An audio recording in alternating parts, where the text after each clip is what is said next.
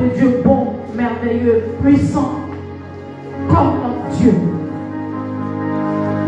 La Bible dit qu'il est au-dessus de tout. Je peux te dire, c'est la vérité. L'homme peut te dire le contraire. Non, ce matin, je te dis, c'est la vérité. Il est au-dessus de tout. Rien n'est caché devant sa face. Rien ne lui est impossible. Ce qui est impossible aux hommes, ce qui est impossible à toi, ta volonté, est possible à Dieu. Il est celui qui ne te laisse pas, qui ne te rejette pas, qui ne t'abandonne pas. Tant bien même qu'il te connaît mieux que toi, tant bien même qu'il te connaît mieux que ce que tu penses, mais il ne te laisse pas tomber. C'est pourquoi, avant toute autre chose, toi et moi allons chanter. Tu vois, il y a des gens qui ont pour Dieu des marabouts. Il y en a qui ont pour Dieu des féticheurs. Il y en a qui ont pour Dieu des mystiques. Bien-aimés, en ce matin, si tu as quitté ta maison, ce n'est pas en vain. Et je sais que dans ton cœur que si il y avait encore un choix à opérer entre Jésus et le monde, tu allais choisir Jésus. Tu n'allais pas l'abandonner. Parce que tu sais ce qu'il a fait pour toi. Et ce qu'il a fait, l'homme ne peut faire. Ce qu'il a fait, aucun marabout ne peut faire. Ce qu'il a fait, aucun petit chant ne peut le faire. S'il le pouvait, tu n'allais pas être ici. Si ton argent pouvait, tu n'allais pas être ici. Est-ce que quelqu'un peut dire avec moi que si c'était à refaire, je choisirais encore et encore Jésus? Si on mettait l'argent devant de moi, je choisirais encore Jésus. Si on mettait des belles voitures devant de moi, je choisirais Jésus. Si on mettait quelque chose de plus précieux en devant de moi, je choisirais Jésus. Parce que Jésus est plus que tout. Est-ce qu'on peut chanter ensemble?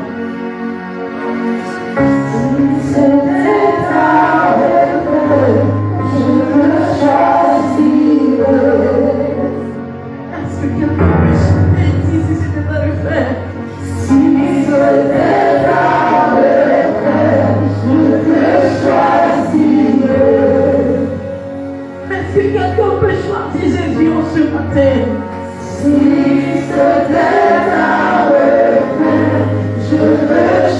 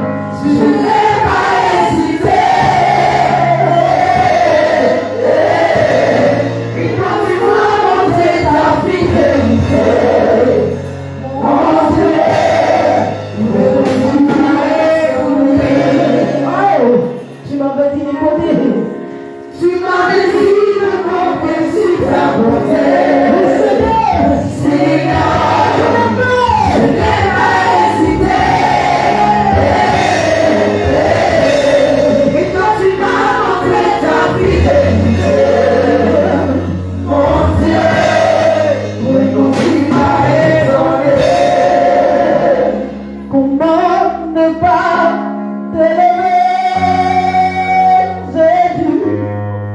Comment ne pas t'élever, Jésus? Comment ne pas t'élever, Jésus? Je te dis merci, dis comment ne pas t'élever, Jésus? Comment ne pas t'élever, Jésus?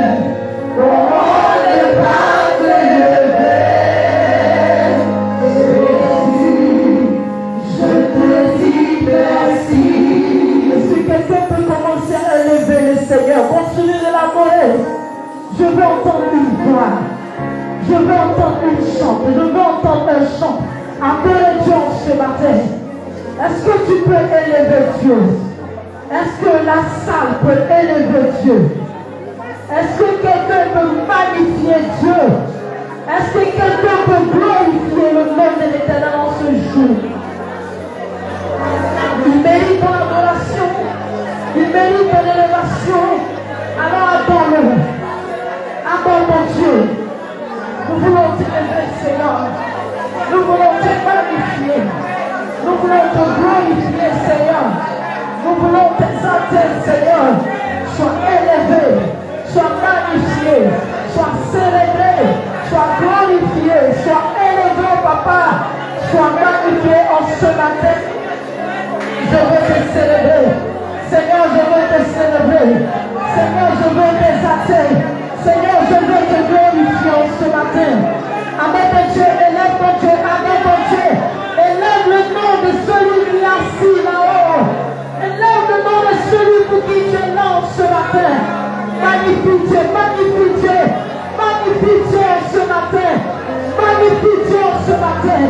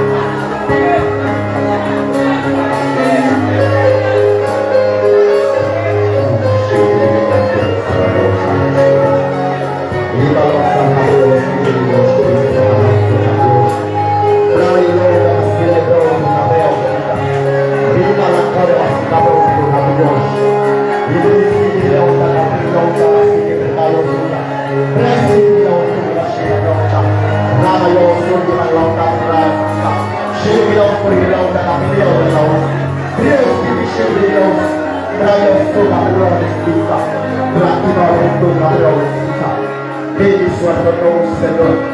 Béni soit ton nom, Seigneur. Béni soit ton nom, Seigneur. Sois élevé, sois magnifié, sois exalté, sois loué et adoré pour le ciel et ciel. Car je l'ai dit, car je l'ai dit, car je l'ai dit. Béni soit ton nom. Toi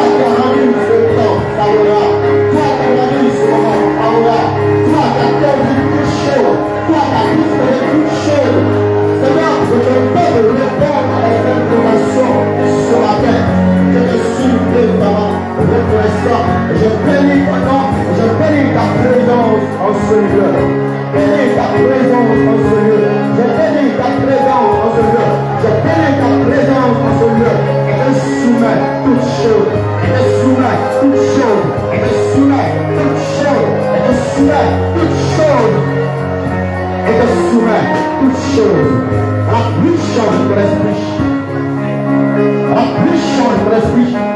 Je te recommande mes cœurs. Je te recommande l'esprit. Je te recommande, Seigneur, ce temps. Ce temps. Ce temps. Ce temps. Ce temps. L'atmosphère. Une chose. J'attends une par toi. Une chose. Ça se fait.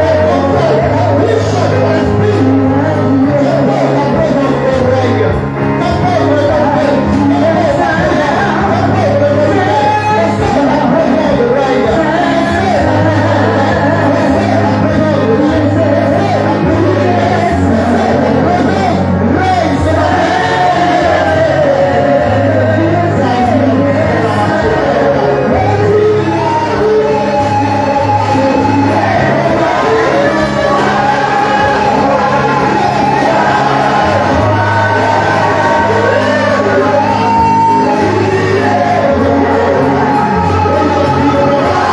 la présence de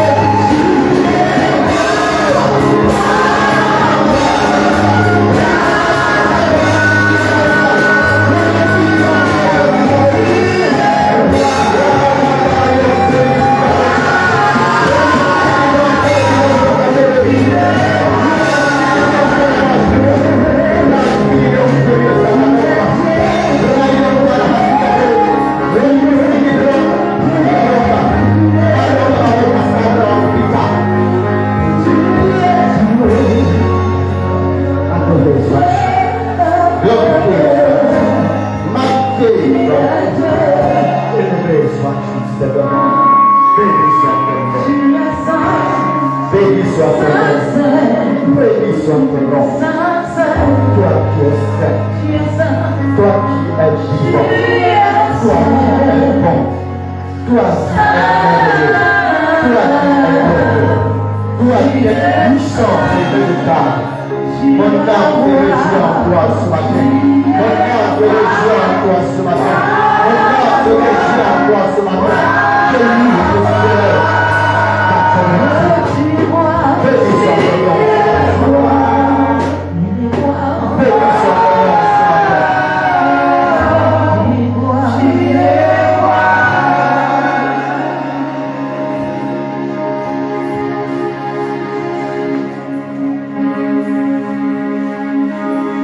Je voudrais que tu t'acclames, Seigneur. Que tu acclames le roi des rois ce matin. Que tu acclames Jésus-Christ de Nazareth. Que tu acclames le ciel vivant ce matin. Acclame-le. Acclame-le. Acclame-le. Acclame Jésus-Christ de Nazareth. Acclame-le tous les jours ce matin.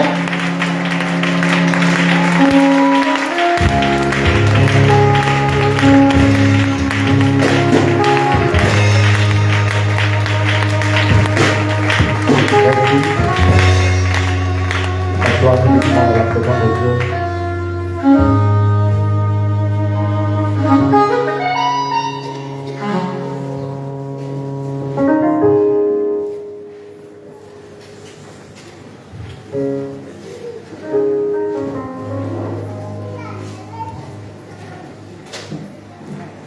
Je vous salue ce matin au nom de notre Seigneur Jésus-Christ. Nous allons écouter juste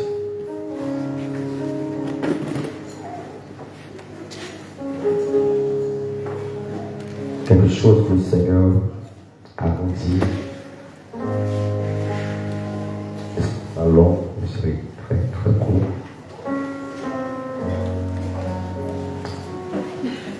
Trois Jean 3 Jean 1. C'est le test. 3 Jean 1. De l'île verset 1 au verset 6. Je lis la parole de Dieu avec respect. L'ancien Achaïus, le bien-aimé que j'aime dans la vérité. Bien-aimé, je souhaite que tu prospères à tous égards et sois en bonne santé comme prospère l'état de ton âme. J'ai été fort réjoui lorsque les frères sont arrivés et ont rendu témoignage de la vérité qui est en toi. La manière dont tu marches dans la vérité, je n'ai pas de plus grande joie que d'apprendre que mes enfants marchent dans la vérité. Bien-aimé, tu agis fidèlement dans ce que tu fais pour les frères et même pour des frères étrangers, lesquels ont rendu témoignage de ta charité en présence de l'Église. Tu feras bien de pouvoir à leur voyage d'une manière digne de Dieu. Amen. Gloire à Jésus. Alléluia. C'est l'apôtre Jean qui était de s'adresser à un de ses enfants qui est Gaius.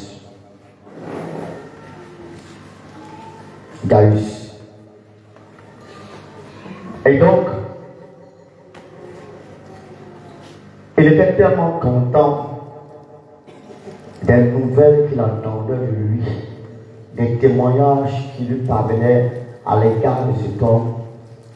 Et donc, il était en train de s'exprimer et à manifester sa joie. C'est comme un père qui apprend de bonnes nouvelles qui proviennent des autres personnes à l'égard de son enfant. Ah, ton enfant, elle est bien. Non, ton enfant se comporte bien. Non, ton enfant, vraiment, tu es un bon enfant. Vraiment, vraiment, vraiment, vraiment. Quand tu entends ces nouvelles, ton cœur s'est réjoui. Ton cœur est heureux. Et c'est ce sentiment qu'éprouve l'apôtre Jean, qu'on appelait ici l'ancien. Au travers des témoignages qui sont rendus, il voit l'état de l'âme de son enfant. Au travers de tous ces témoignages qui lui parviennent, il mesure l'état de l'âme de son enfant. Il apprécie l'état de l'âme de son enfant. Alors, il lui souhaite ce qui est le meilleur. En quelque sorte, il le bénit. Et donc, le message de ce matin, je voudrais que nous puissions savoir l'état de notre âme ce matin. Autant que nous sommes ce matin, quel est l'état de ton âme? Quel est l'état de mon âme ce matin?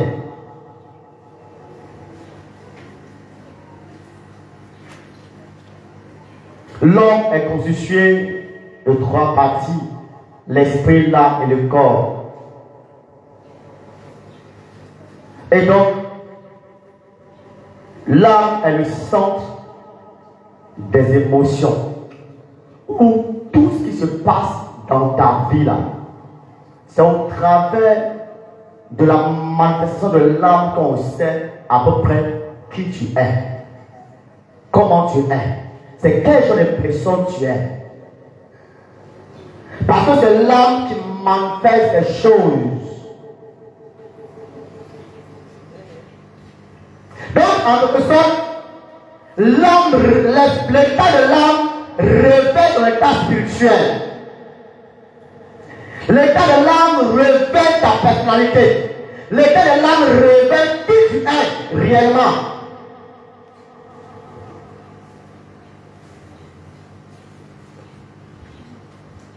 Bien-aimé, l'apôtre Jean dit à son enfant, je souhaite que tu prospères à tous égards, à part des limites, à tous égards, comme prospère l'état de ton âme.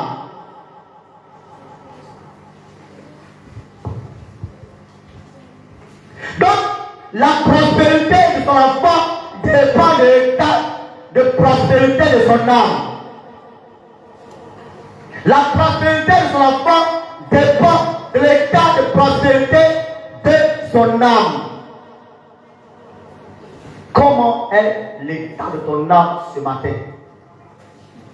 Dans le cas de quitte à la maison, quand tu pars devant ta porte, mais quand tu sors, quand un te regarde, il sait que le monsieur a un problème, la femme a un problème. Parce que l'état de ton âme se manifeste au travers, c'est-à-dire que ton âme fait sortir ton état. Donc, l'état de ton âme, c'est la manifestation de ton être intérieur.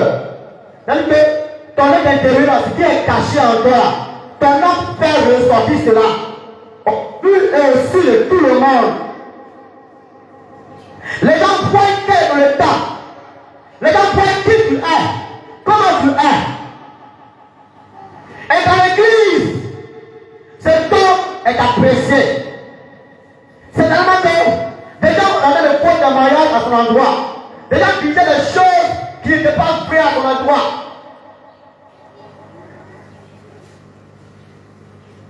Mais les personnes qui ne sont pas de l'église, quand ils sont arrivés à l'église, ils ont vu le comportement de cet homme. Alors, ces étrangers ont rendu témoignage de cet homme.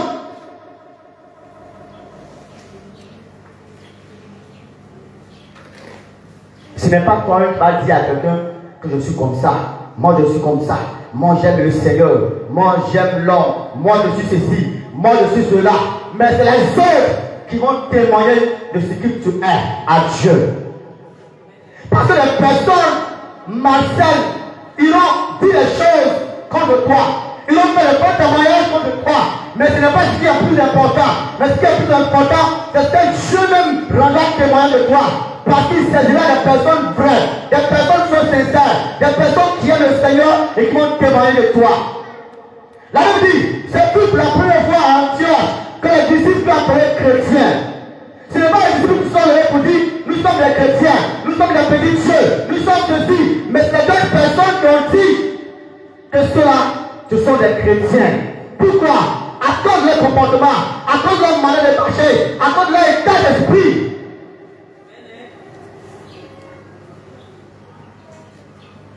Ce matin, tu es venu adorer Dieu. Mais quel est l'état de ton esprit? Quel est l'état de ton esprit pendant que tu adores Dieu? Quel est l'état de ton âme pendant que tu adores Dieu?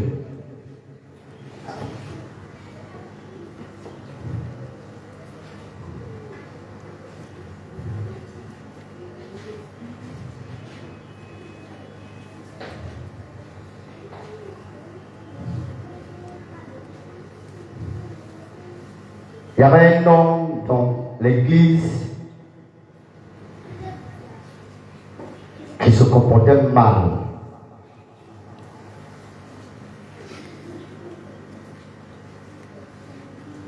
Cet homme s'opposait à ce que faisait l'apôtre Jean.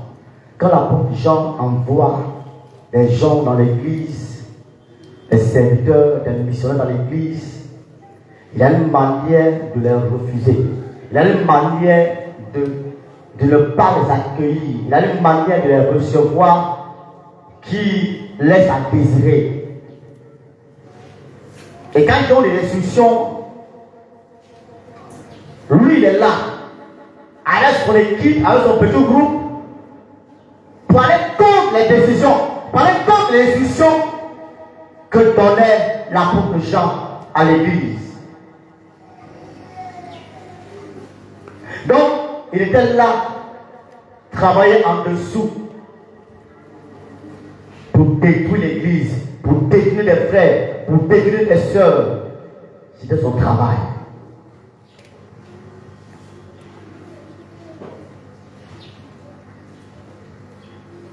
Alléluia. C'était son travail. Bien aimé, l'apôtre Jean avait ses faiblesses, il avait ses défauts, mais il avait été choisi par Dieu.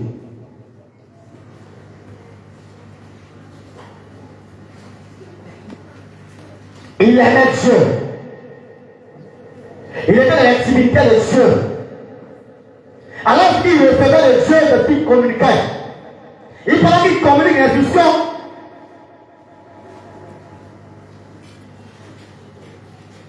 Des soi-disant responsables, des soi-disant dirigeants, des soi-disant chrétiens dans l'église, allaient contre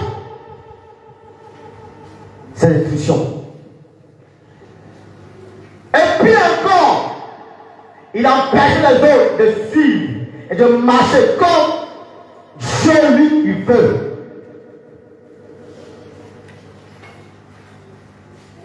Bien aimé,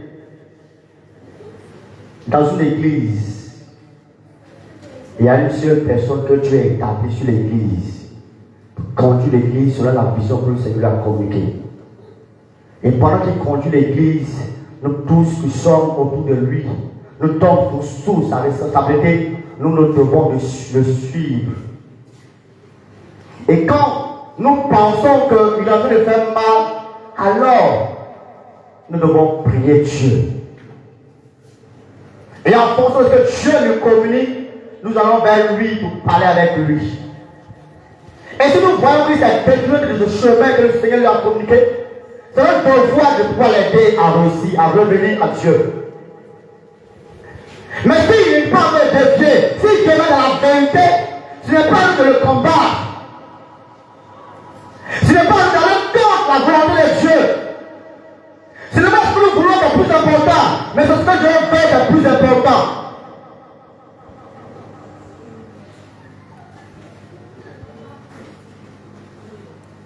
Je peux prier par exemple.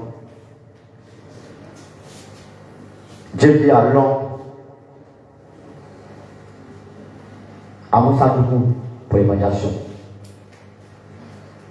C'est un exemple simple que je prends. L'homme de Dieu vient et dit, le Seigneur m'a dit, allons à Moussa Dougou. Moi je prie. Seigneur, Moussa Dougou là, voici la situation de Moussa Dougou. Ton serviteur veut qu'on aille à Moussa Dougou. Mais est-ce qu'à Moussa Dougou actuellement c'est nécessaire? Seigneur, parle-moi, est-ce que c'est nécessaire? Et puis, toi qui viens, tu dis, tu as reçu du Seigneur ou c'est pas du Seigneur. Le Seigneur voudrait que nous partons à Gabiadji.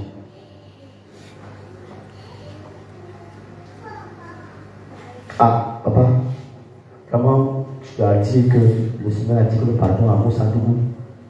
Mais vraiment, j'ai prié et le Seigneur me convainc que nous partons à Gabiadji. Ah, j'ai compris. Donc, c'est deux choses. Qu'est-ce que le Seigneur veut au juste? L'homme de Dieu rentre dans l'intimité avec le Seigneur. Il dit, Seigneur, tu m'as dit que nous devons aller à Moussa Dougou. Mais voici ce que dit ce frère, voici ce que dit la sœur, voici ce que dit ton serviteur, tel pasteur. Ce qu'il te dit là, c'est ce que tu dois faire. Alors, l'homme de Dieu vient encore pour dire, nous irons à Moussa Dougou.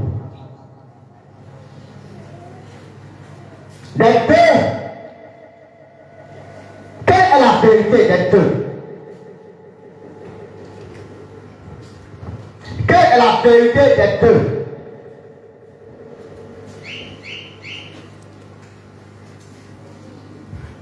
Si moi qui ai reçu Moussa Gadiadi, je me lève pour aller voir un frère, une soeur, un jeune, pour leur dire que l'homme de Dieu a dit alors à Moussa Dougou, alors que moi j'ai prié Dieu a dit alors à Gadiadi, alors je me réjouis à une rébellion. Je suis en train de créer une rébellion dans l'église. Alors je suis en train de créer une rébellion dans l'église.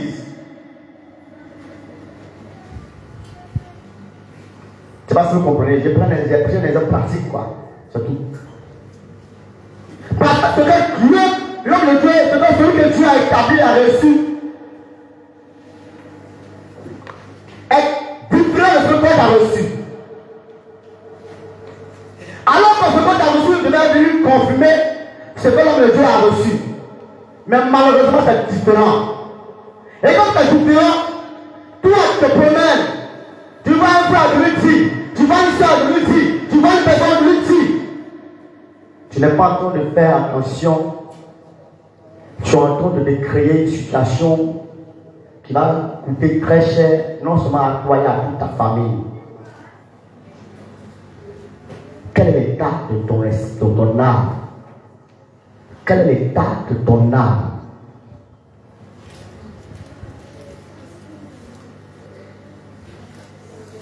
Il était contre toute décision qu'on prenait dans l'église. Et tous ceux-là qui se levaient pour faire ce qui est bon, tous ceux-là qui suivaient les instructions de l'apôtre Jean, lui il était là dans l'église, cet homme, pour aller contre la volonté de Dieu. Il faisait tout ce qui est contre.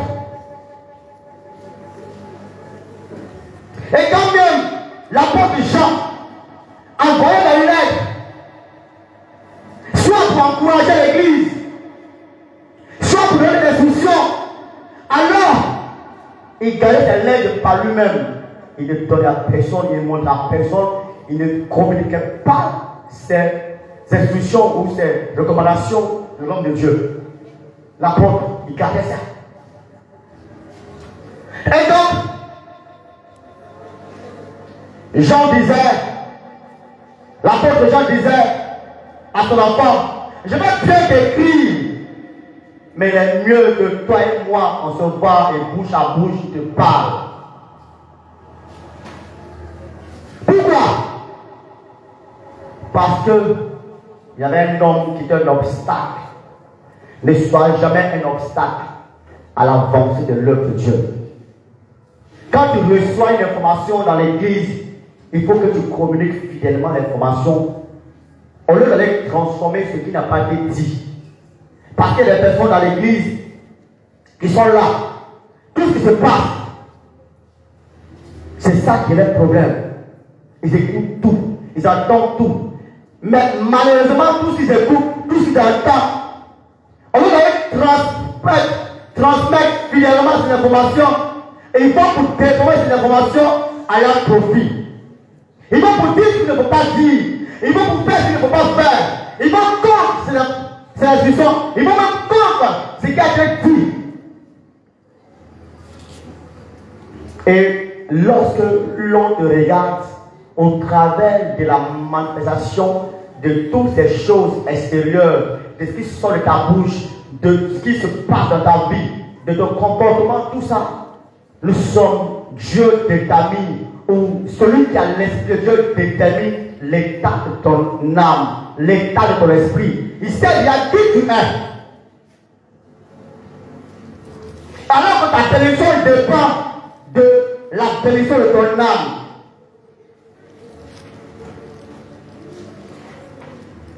Nous devons faire attention à ce qui sort de nos bouches, à ce qui sort de nos cœurs, à ce qui sort de notre esprit. Parce que cela, au travers de cela, l'on nous juge.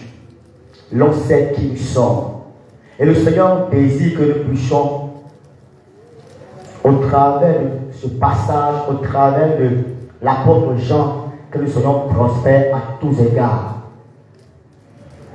Donc, pour que nous soyons prospères à tous les égards, il faut que nous prenions soin de l'état de notre esprit, de l'état de notre cœur,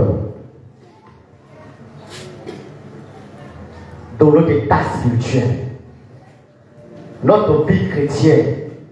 Nous devons marcher dans la vérité, nous devons marcher fidèlement. Nous ne devons pas vivre comme nous voulons, nous ne devons pas penser à nous-mêmes.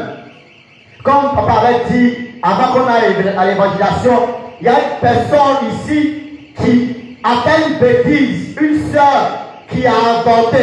Et ce là qu'elle a posé pesait sur l'église. Tu ne vis pas pour toi seul, tu fais partie d'une famille. Alors ton comportement peut avoir des conséquences sur tout le monde.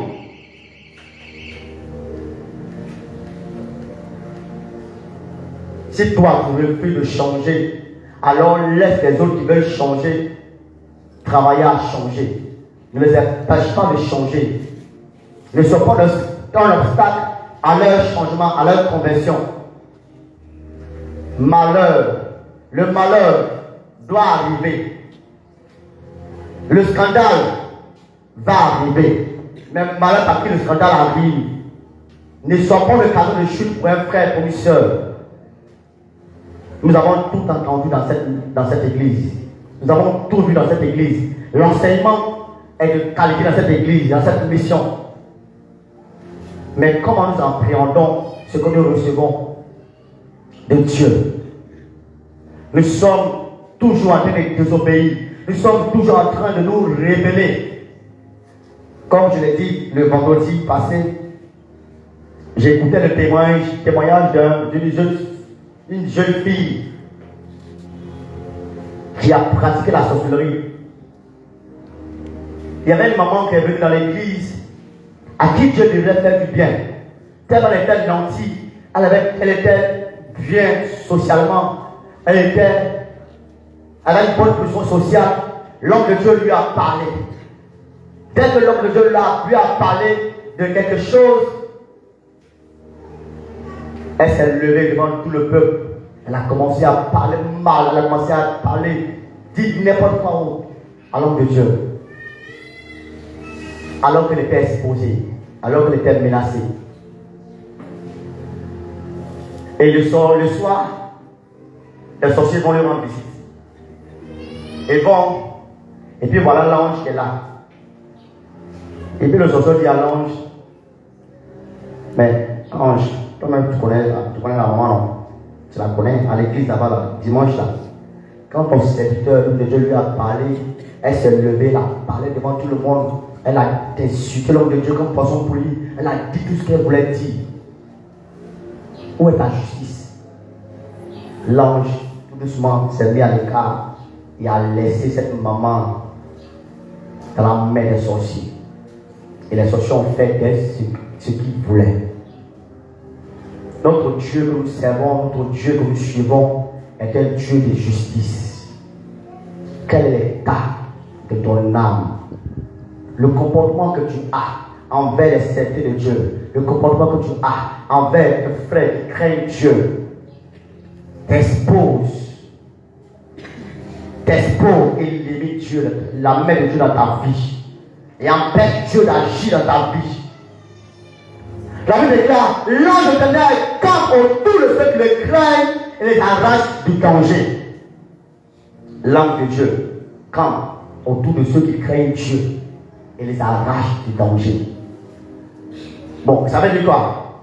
L'ange de l'Éternel s'éloigne de ceux qui ne craignent pas l'Éternel et les arrache pas du danger et les livre à leurs ennemis. Bon, c'est le contraire, il a dit. C'est-à-dire que tu te comportes contrairement à ce que la Bible dit, c'est le contraire qui se passe dans ta vie. Le Dieu que tu as choisi de suivre est un Dieu de justice. Alors tu ne peux pas vivre comme tu veux et puis espérer avoir quelque chose de lui.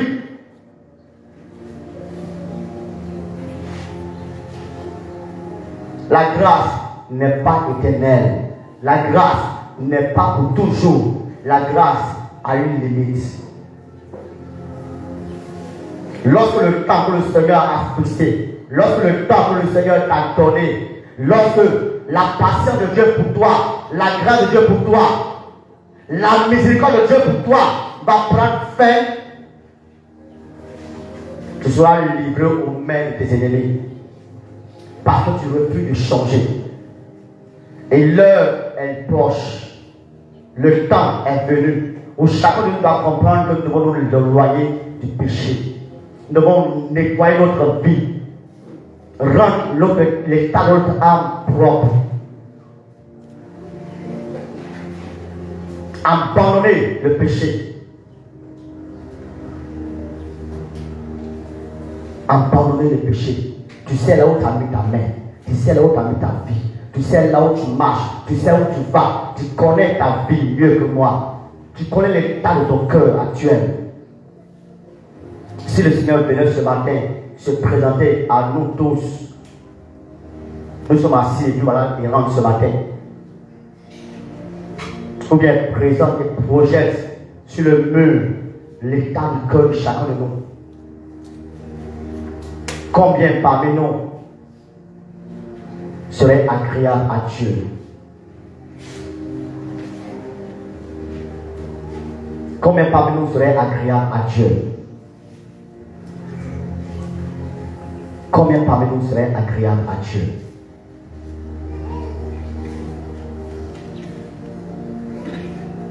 Faisons attention à ce qui sort de nos bouches.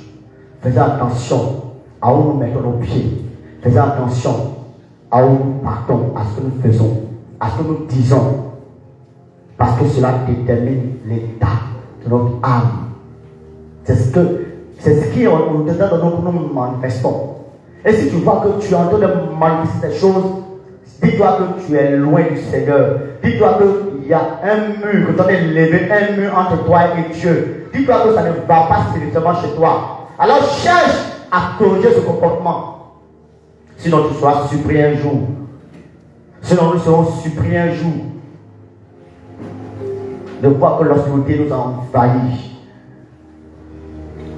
Cette lumière qui nous couvre va nous quitter et nous serons livrés à nos ennemis. Il est temps que nous comprenions ces choses. Regardez le monde, regardez autour de nous. Le monde va de mal en pire. C'est le temps de corriger l'état de notre âme. C'est le temps de corriger l'état de notre cœur. C'est le temps de corriger l'état de notre esprit. Et chercher à corriger notre relation avec Dieu. Chercher à corriger l'état de notre cœur. Il est temps que nous comprenions ces choses. Les temps sont très mauvais. Les accidents passés par là. La Côte d'Ivoire est dans un virage très dangereux. Un virage dangereux. Et donc aujourd'hui, on cherche à avoir un pouvoir pour asseoir ce qu'on doit faire. Les gens cherchent à imposer des choses à l'humanité. Et pour pouvoir imposer des choses à l'humanité, il faut que cette personne ait un pouvoir. Et pour avoir un pouvoir, les gens sont obligés de faire ce qu'il ne faut pas faire.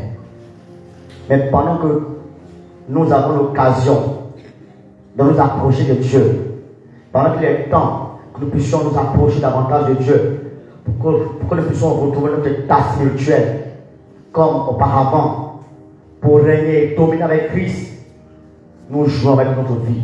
Et le monde vient pour nous influencer. Le monde vient pour nous ramener dans l'esclavage. Mais s'il a le pouvoir, toi tu n'as rien, tu vas faire quoi? Au lieu de prier, tu préfères bavarder. Au lieu de prier, tu préfères aller t'asseoir avec ta camarade, faire des commérages, des bérets. au lieu de prier, ou bien méditer ta parole, ou bien te mettre à gêner, tu préfères t'asseoir pour jouer, pour faire anniversaire ici, anniversaire là, tu préfères aller faire autre chose, tu peux t'asseoir dessus avec ta camarade, causer pendant 10 minutes, 20 minutes, 30 minutes, 40 minutes, 50 minutes, 1 heure du temps. Et puis tu ne peux pas prier 2 jours, tu ne peux pas prier 2 minutes, 5 minutes, 10 minutes. Tu vas être fort, comment tu vas être puissant, comment tu vas influencer autour de toi. Rien. Et donc, quand tu es en train de balader, celui qui sait, quand il te voit en train de parler, il détermine quel est l'état de ton âme, quel est l'état de ton esprit, quel est l'état qui te pèse en fonction de ce que tu lui présentes. Parce qu'en fonction de ce que tu lui présentes, il sait qui tu es, il te pèse. Faisons attention. Revenons au Seigneur pendant qu'il est temps. Changeons de comportement pendant qu'il est temps. Changeons de vie pendant qu'il est temps. Car l'obscurité avance à grands pas. L'obscurité avance à grands pas. Nous ne laissons pas ouvrir par l'obscurité, mais travaillons à éloigner l'obscurité de notre vie, de nos maisons, de nos familles. Et bien encore, dans l'église. Puis encore, dans l'église. Vous avez entendu le témoignage de votre maman. Elle est venue, elle était réticente. Mais quand elle a vu la chaleur à l'évaluation, ça l'a marqué. Elle a témoigné de cela.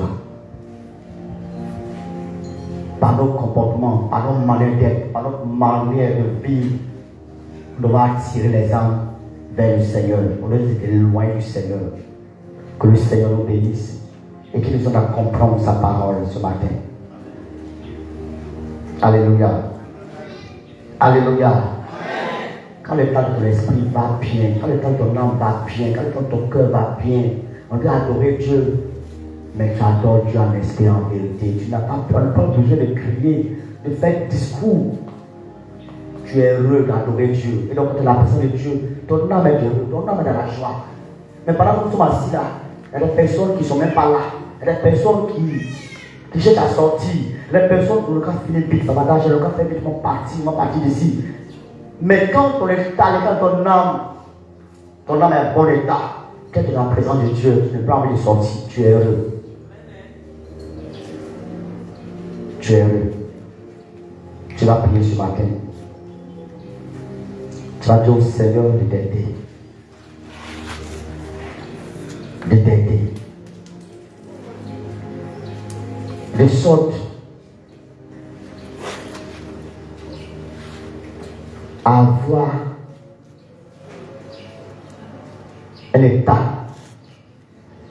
que lui, il agrée. Quand Dieu te regarde, il doit être heureux de toi. Il doit être content de toi. Quand tu marches, on doit savoir que c'est l'enfant de Dieu qui est dépassé. Quand tu sors une parole, on doit savoir que c'est l'enfant de Dieu qui parle. Quand tu agis, on doit savoir que c'est l'enfant de Dieu qui est en train d'agir. Tu n'as pas besoin de décliner ton identité. Tu n'as pas besoin de dire à quelqu'un, je suis chrétien, je suis pasteur, je suis responsable, je suis, je ne sais pas. Mais au travers de ce qui sort de toi, on doit savoir qui tu es. Donc prie ton Dieu maintenant.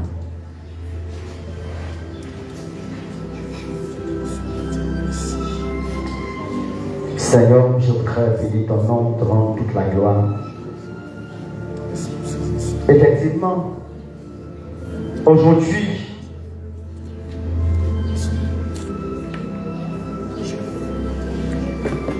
par nos comportements, les païens fuient l'église.